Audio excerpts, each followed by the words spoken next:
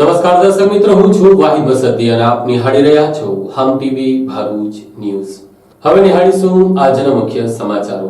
ભરૂચ અંકલેશ્વરને જોડતા નર્મદા મૈયા બ્રિજ ઉપર સ્પીડને કંટ્રોલ કરવાના પટ્ટા મારવા માટે મોબાઈલ ટોર્ચનો ઉપયોગ કરવાની ફરજ કામદારોને પડી હતી, ત્યારે કરોડો રૂપિયાના ખર્ચે બનેલા બ્રિજ ઉપરની લાઇટો શોભાના ગાંઠિયા બની હતી। ભરૂચ અંકલેશ્વરને જોડતા નેશનલ હાઈવે નંબર 8 ઉપર કરોડો રૂપિયાના ખર્ચે બનેલા નર્મદા મૈયા બ્રિજ ઉપર લાઇટના અભાવે ગઈકાલે નર્મદા મૈયા બ્રિજ ઉપર મોબાઈલના ટોર્ચના અજવાળે કેટલું કામ કરવાની ફરજ પડી હતી। હા, લાખો કરોડો રૂપિયાના ખર્ચે બનેલા નર્મદા મૈયા બ્રિજ ઉપર કેટલીક જગ્યાએ લાઇટો ચાલુ છે તો કેટલીક જગ્યાએ બંધ છે અને તેની જાણ તે તંત્રના અધિકારીઓ, ચૂંટાયેલા ધારાસભ્યોને છે, પરંતુ તેઓ આ લાઇટ મામલે કંઈ જ કરવા તૈયાર નથી તેવું લોકો કહી રહ્યા છે। ત્યારે આશ્ચર્યની વાત તો એ થાય છે કે નર્મદા મૈયા બ્રિજ ઉપર કોઈ કામગીરી કરવી હોય તો મોબાઈલ ટોર્ચનો ઉપયોગ કરવો પડે છે। હા, ગઈકાલે ટ્રાફિકને કંટ્રોલ કરવા માટે, એટલે કે ફૂલ સ્પીડથી દોડતા વાહનોની ટ્રાફિકના સ્પીડને કંટ્રોલ કરવા માટે પીળા પટ્ટા મારવાની કામગીરી નર્મદા મૈયા બ્રિજ ઉપર કરવામાં આવી હતી। ત્યારે જૂના નેશનલ હાઈવે ઉપર ભરૂચ અંકલેશ્વરને જોડતા નર્મદા મૈયા બ્રિજ ઉપર ગઈકાલે રાત્રિના આ પીળા પટ્ટા મારવાની કામગીરી ચાલતી હતી, પરંતુ બ્રિજ ઉપર મૂકવામાં આવેલી લાઇટો બંધ હોવાથી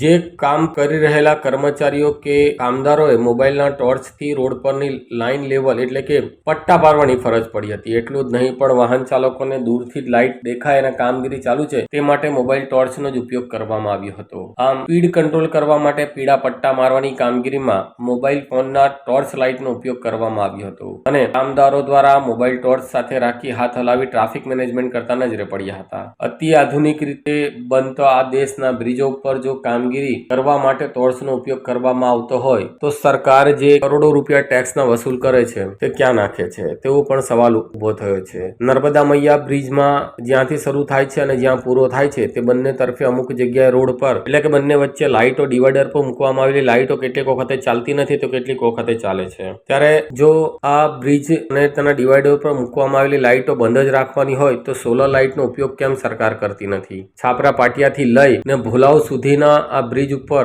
રસ્તા ઉપર જો સોલર લાઇટો મૂકવામાં આવે તો સરકારશ્રીને વીજ બિલ ભરવાની સમસ્યાનો પણ અંત આવી શકે છે। ત્યારે ગઈકાલની કામગીરી જોતા એવું લાગી રહ્યું છે કે કરોડો રૂપિયાના ખર્ચે બનેલા આ બ્રિજ ઉપર જો મોબાઈલ ટોર્ચની લાઇટથી જ કામગીરી કરવાની હોય તો પછી આ વીજના થાંભલા કેમ ઊભા કરવામાં આવ્યા તેવો એક પ્રશ્ન ઊભો થયો છે। હાંસોટ પોલીસ મથકના પીઆઈ ચુડાસમા દ્વારા આદિવાસી સમાજના લોકો ઉપર જુલ્મ ગુજારવામાં આવતો હોવાથી હાંસોટ તાલુકાના અનેક ગામોના સરપંચો, આગેવાનો, ચૂંટાયેલા સભ્યો આજે જિલ્લા પોલીસ વડાની કચેરી જઈને આવેદનપત્ર પાઠવીને પીઆઈની બદલી કરવાની માંગણી કરી હતી। હાંસોટ તાલુકાના એસસી, એસટી, ઓબીસી તથા માઇનોરિટી સમાજના આગેવાનો દ્વારા આજે વિવિધ ગામના આગેવાનો, સરપંચો, સભ્ય, તાલુકા પંચાયતના આદિવાસી આગેવાનો દ્વારા જિલ્લા પોલીસ વડાને આવેદનપત્ર આપી હાંસોટ પોલીસ મથકના પીઆઈ ચુડાસમાની બદલી અંગે રજૂઆત કરી હતી અને તેનું આવેદનપત્ર આપ્યું હતું। હાંસોટ તાલુકાના આદિવાસી સમાજના વિવિધ ગામના આગેવાનો દ્વારા અત્રે આવેદનપત્ર જિલ્લા પોલીસ વડાને આપવામાં આવ્યું હતું, જેમાં તેઓના આવેદનપત્રમાં જણાવ્યું હતું કે પીઆઈ ચુડાસમાએ હાંસોટ તાલુકામાં રહેતા આદિવાસી સમાજમાં એક ભયનો માહોલ ઉભો કર્યો છે। નાના મોટા ઝઘડાઓમાં સમાધાનને બદલે તેઓ સામે માર મારતા હોવાની ફરિયાદ પણ તેમણે કરી છે। સ્ટેશનમાં લાકડાના ફાતાવાળા ચામડાના પટ્ટા વડે તેઓ આદિવાસી ભાઈઓ અને બહેનોને માર મારતા હોવાની પણ વાત કરવામાં આવી છે। પાંજરોલી ગામના મહિલા સરપંચ તેમના પુત્રવધૂને મહિલા પોલીસ વિનાજ ઉચકી જઈને સખત માર મારવાની અને ગંદી ગાળો આપવાનો આક્ષેપ કરવામાં આવ્યો છે। પાંજરોલીના સજ્જન આદિવાસી પરિવાર, શેરા ગામના સજ્જન આદિવાસી પરિવાર તેમજ મોઠિયા ગામના સજ્જન આદિવાસી પરિવાર સહિત કેટલાય આદિવાસી સમાજના લોકોને પોલીસ મથકમાં બેસાડી રાખી ખોટા ગુનાની કબૂલાત કરવા દબાણ કરતા હોવાનું પણ તેમનો આક્ષેપ કરવામાં આવ્યો છે। તેઓએ રજૂઆત કરી છે કે 2021 સાલમાં સુરત જિલ્લામાં નોકરી કરતા હતા ત્યારે એક આદિવાસી છોકરાને લોકઅપમાં સખત માર મારતા પીઆઈ ચુડાસમાના મારથી ડરીને આદિવાસી છોકરાએ લોકઅપમાં ફાંસો ખાઈને આપઘાત કરી લીધો હતો, જે બાબતે તેઓ સામે તપાસ ચાલતી હતી ત્યારે ચોક્કસ જાતિ વિશે તેઓ ભેદભાવ રાખી રહ્યા હોવાનો આક્ષેપ કરવામાં આવ્યો છે। ગ્રામજનોના જણાવ્યા મુજબ આગામી દિવસોમાં જો પીઆઈ ચુડાસમાની બદલી કરવામાં નહીં આવે તો તેઓ જલદ આંદોલન કરશે। હાલ તો વિવિધ આક્ષેપો સાથે અને ગંભીર રજૂઆતો સાથે જિલ્લા પોલીસ વડાને એક આવેદનપત્ર પાઠવવામાં આવ્યું છે, જેમાં લગભગ હાંસોટ તાલુકાના મોટા ભાગના તમામ ગામોના સરપંચો, સભ્યો, આદિવાસી સમાજના આગેવાનો, તાલુકા પંચાયતના સભ્યો સહિતના આગેવાનોએ જિલ્લા પોલીસ વડાને આવેદનપત્ર આપીને આ મામલે હાંસોટ તાલુકા પોલીસ મથકના પીઆઈ ચુડાસમાની બદલીની માંગણી કરી છે. આ અંગે ગ્રામજનોએ જિલ્લા પોલીસ વડાને કરેલી રજૂઆત મુજબ તેઓના કહેવા મુજબ પીઆઈ દ્વારા કરાતા જુલ્મોનો કંઈક તેમણે આ પ્રમાણે ચિતાર આપ્યો હતો. આદિવાસી મૂળ નિવાસી સાથીઓ બહેનો, આજે દેશની અંદર જે બનાવો બની રહ્યા છે વહીવટદારો તરફથી, એ જાતિવાદી માનસ ધરાવતા પોલીસ ઇન્સ્પેક્ટરો આદિવાસી અને ગરીબ પ્રજાને કંડળે છે અને એકબીજાને લડાવી અને આ એક માનસિકતા છે જાતિવાદી છે. તો અમે તો ડીએસપી સાહેબનું એ જ અમારી માંગણી છે કે આવાને બદલી કરી નાખો, ત્યાંથી એને બદલી નાખશો તો જ અમને સંતોષ થશે. આવા જાતિવાદી માનસિકતા ધરાવતા આદિવાસી મા બહેનો ઉપર ત્રાસ ગુજારતા આવા માણસોને તમે તાત્કાલિક એની બદલી કરી અને બીજો સારો એવો માનવતાવાદી અને ન્યાયપ્રિય, અમે ગુનાને સાથ આપવા નથી માંગતા. અમારા સમાજનો ગુનો હોય તો ફાંસીએ ચડાવો, અમને મતલબ નથી, પણ બે ગુનાને એમને પોલીસ ખાતાને મારવાનો અધિકાર નથી. એ જાતે જ જજ બની જાય છે. તો એવા અધિકારીઓ જે તુમાખી ભરેલા અધિકારીઓ હોય અને પોતે દરબારી રાજ કરતા હોય એવાને તાત્કાલિક ચુડાસમા સાહેબની બદલી થવી જોઈએ એવી અમારા આગેવાનોની માંગણી છે કે જેથી એમને સબક પડે. આવનાર ફરી બીજો આવનારને પણ અમારા એરિયામાં શાંતિ અને સુલેહ સંતાય. અમે એવું નથી કહેતા કે અમારે ગુનેગારોને છોડીશું, પણ અમે અમારા ગુનેગારોને ફાંસીએ ચડાવો, પણ અમારે ખોટી કનડગત અમારા સમાજ પર કરશે તો અમે હરગીજ નહીં ચલાવી લઈશું. અને આ કેસમાં જો કશું થશે નહીં તો અમે એના માટે ગમે તેવું લોકશાહી ઢબે આંદોલન કરવા નેક્સ્ટ સ્ટેજમાં અમે લોકો તૈયાર જ છે. આવું નહીં, અમે સાંકી લેવા તૈયાર નથી. હદ થઈ ગઈ છે અમારી. જય જવાહર, જય ભારત, જય આદિવાસી, જય ભારત.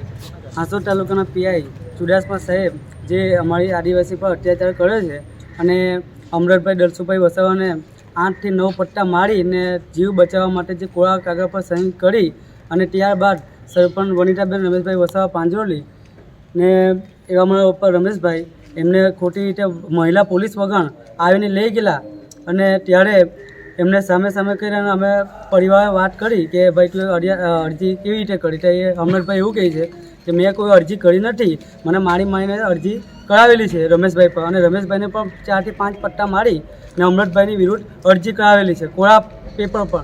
આ જ રીતે જો પોલીસ કેવી ચુડાસમા સાહેબ અમારા આદિવાસીને ભયનો માહોલ ઊભો થયો છે હાંસોટ તાલુકામાં અને બધા આદિવાસી સમાજ ડરી ગયેલો છે કેવી ચુડાસમા સાહેબથી અને વિકૃત માનસિકતા ધરાવતા કેવી ચુડાસમા સાહેબની આપણે કડકમાં કડક કાર્યવાહી થવી જોઈએ જેથી આ આદિવાસીને ન્યાય મળે. એવી રીતે અમે અહીંયા એસપી સાહેબ અહીંયા ભરૂચ આવ્યા છે, આવેદનપત્ર આપ્યું છે અને ફરિયાદ પણ અમે આપી છે.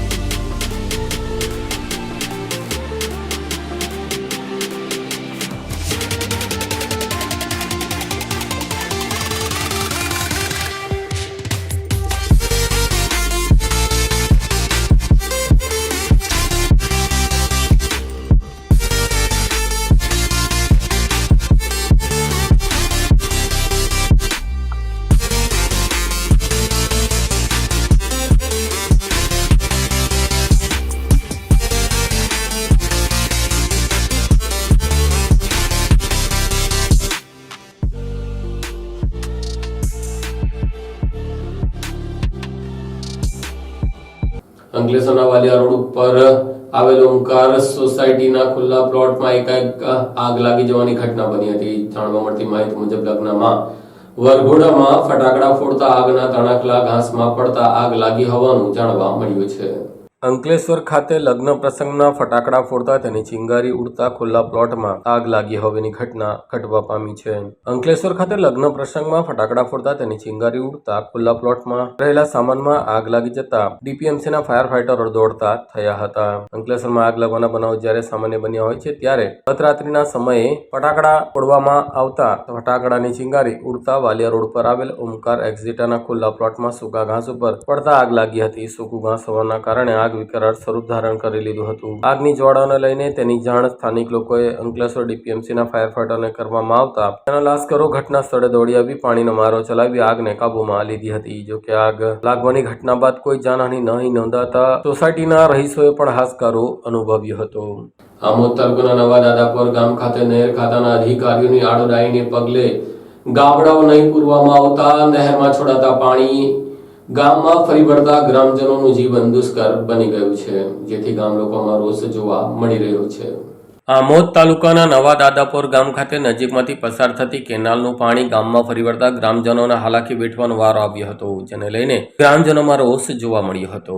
આમોદ તાલુકાના નવા દાદાપુર ગામ ખાતે કેનાલ આવેલી છે. હાલ ફરીથી નહેર વિભાગ દ્વારા પાણી છોડવામાં આવ્યું હતું, જેમાં નવા દાદાપુર ગામના લોકો માટે એક મુસીબત સાબિત થઈ હતી. વધુ પડતી પાણીની આવકના પગલે નહેરના પાણી ગામમાં ફરી વળ્યા હતા, જેને લઈને ગામના રસ્તા ઉપર અવરજવર કરવી પણ મુશ્કેલી બની હતી. જ્યારે ગામ લોકોના મકાનોના ખાળકુવા પણ નહેરમાં પાણીમાં ભરાઈ જતા ગ્રામજનો લોકોને ખુલ્લામાં શૌચક્રિયા કરવા મજબૂર બન્યા હતા. નવા દાદાપુર ગામના સરપંચ મહેન્દ્ર ઠાકોરે જણાવ્યું કે વધુ પડતી પાણીની આવક અને નહેરમાં પડેલા મોટા ગાબડાના કારણે કેનાલોનું પાણી બહાર ફેંકાઈ રહ્યું છે, જેના પગલે નવા દાદાપુર ગામમાં ગંદકીનું સામ્રાજ્ય જોવા મળી રહ્યું છે. મચ્છરોના ઉપદ્રવથી ગામમાં રોગચાળો ફેલાવાની દહેશત વર્તાઈ રહી છે. આ મામલે નહેર વિભાગના અધિકારીઓને મૌખિક અને ટેલિફોનિક જાણ કરવા છતાં આજ દિન સુધી કોઈ અધિકારીએ સ્થળ પર આવવાની તસદી લીધી ન હતી. અન્ય ગ્રામજનોએ આક્ષેપ કરતા જણાવ્યું કે નહેર વિભાગના અધિકારીઓ દ્વારા નીતિ નિયમોને નેવે મૂકી કેનાલમાં પાણી ખૂબ જ મોટા પ્રમાણમાં છોડવામાં આવી રહ્યું છે, જેના પગલે 12 માસ આ પ્રશ્ન ઉદ્ભવતો રહ્યો છે, જેનું નિરાકરણ લાવવા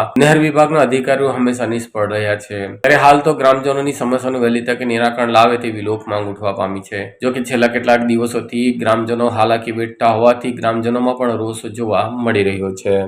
આ નહેરમાં પાણી ઓવરફ્લો થવાથી અમારા ખેતરમાં પાણી ઘૂસાઈ જાય છે. બાજુમાં ચાલાનરથી નવી વસાવટ છે, એ લોકોને પણ ઘરમાં પાણી પહેરી ગયું છે. હમણાં નવી વસાવટ ગડારા ખોદ્યા છે, એની અંદર પણ પાણી ઘૂસાઈ ગઈ છે. એ લોકો બહાર નીકળી ગયા છે. અને ખેતીમાં શું છે તમારે નુકસાન છે? અમારી ખેતીમાં કપાસ છે, એ નુકસાન છે. હવે હમણાં 3 વખત પાણી ઘૂસાઈ ગયું છે.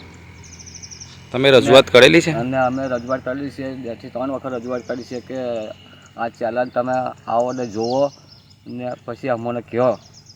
કેટલા દિવસે આવું થાય છે? અઠવાડિયામાં 1 વખત થઈ જાય એમ. તો તમે શું કહેશો આ વિશે? અમે કહીશું કે તમે ચાલાન રિપેર કરો, ઊંચી લો લેવલ, તો અમારું પાણી અંદર ના આવે ખેતરમાં. આમોદ તાલુકાના દાદાપુર ગામ પંચાયતનો સરપંચથી બોલું. અહીંયા જે કેનલનો પ્રશ્ન છે, વર્ષો જૂનો પ્રશ્ન છે. અમને 7 દિવસ પહેલાં પણ આ જ પોઝિશન થયેલી હતી કે કેનલ વારંવાર તૂટવાના કારણે ખેડૂતોને ઘણું નુકસાન થાય છે. રસ્તા બંધ થઈ જાય, માલ નહીં લેવાતો, પછી અમને આવાસોનું કામ ચાલે, પ્રધાનમંત્રી આવાસ, પછી આવાસ, એમના કામ તો ગડારામાં પણ પાણી ભરાઈ જાય વારંવાર, એમનું કામ ચાલુ થતું જ નથી. હવે વર્ક ઓર્ડર આપવામાં આવે છે, દીકરી 1 મહિનોની એ આપવામાં આવે, પણ પૂર્ણ થઈ શકે એમ લાગતું નહીં, અને લાભાર્થીનો લાભ પણ જતો રહેલો છે. ગામની અંદર ગટર લાઈન નાખેલી છે, 10 લાખની આગલે સાલ ગટર લાઈન નાખી હતી, એ પણ ફેલ થઈ જાય. અંદર નહેરના પાણી અને કચરો અંદર જવાથી આખી ગટર લાઈન 10 થી 12 લાખ રૂપિયાની ગટર લાઈન ચોકઅપ થઈ જાય છે. લોકોના વારાની અંદર પાણી એ ગટર લાઈન ચોકઅપ થવાના કારણે પાણી બહાર નહીં જતું. એ સમસ્યા બહુ ઘણી અમને પોઝિશન ગામની અંદર છે. એ પાણીના કારણે મચ્છરજન્ય રોગ પણ ઘણો છે. એના કારણે ગામની અંદર બીમારી ઘરે ઘેર 1 કે 2 વ્યક્તિ બીમાર છે. હવે આ જે મજૂર કોલોની છે, એક નવી વસાવત છે, એ લોકોને રોજનો રોજ કે 200-300 રૂપિયા મજૂરી કરીને ખાવાનું છે. અમને આ પાણી ભરાઈ જવાના કારણે બીમારીના કારણે એ લોકોની પરિસ્થિતિ અતિ ગંભીર પરિસ્થિતિ છે કે જેને રોજને રોજ કમાઈને ખાવાનું છે. એ લોકોને રોજીરોટી પણ જવાતું નહીં બીમારીના કારણે. આ પ્રશ્ન અમારો 10 થી 15 વર્ષથી અમે રજૂઆત કરીએ છીએ. કોને રજૂઆત કરેલી? મેં પઠાણ સાહેબ જે નહેર ખાતાના, એના આગલા અધિકારી દર અધિકારી બદલાય, એમને પણ તમામ અધિકારીઓને મેં પહેલાં બહુ રજૂઆત કરેલી છે. સખત રજૂઆત કરવાની. અમને હાલમાં 7 દિવસ પહેલાં પણ રજૂઆત કરી હતી કે કેનાલનું ગાબરું પૂરી જાઓ તમે. ત્યાં મને ત્યાંથી જવાબ આપેલો કે 2 દિવસનું પૂરી અને હું કમ્પ્લીટ કરી. 2 દિવસની બધા 7 દિવસ થઈ ગયા, પણ એ ગાબરો પોતે ખેડૂતોએ પૂરતું તે પણ હાલની અંદર બહુ ફરી તૂટી જવામાં આવ્યું છે.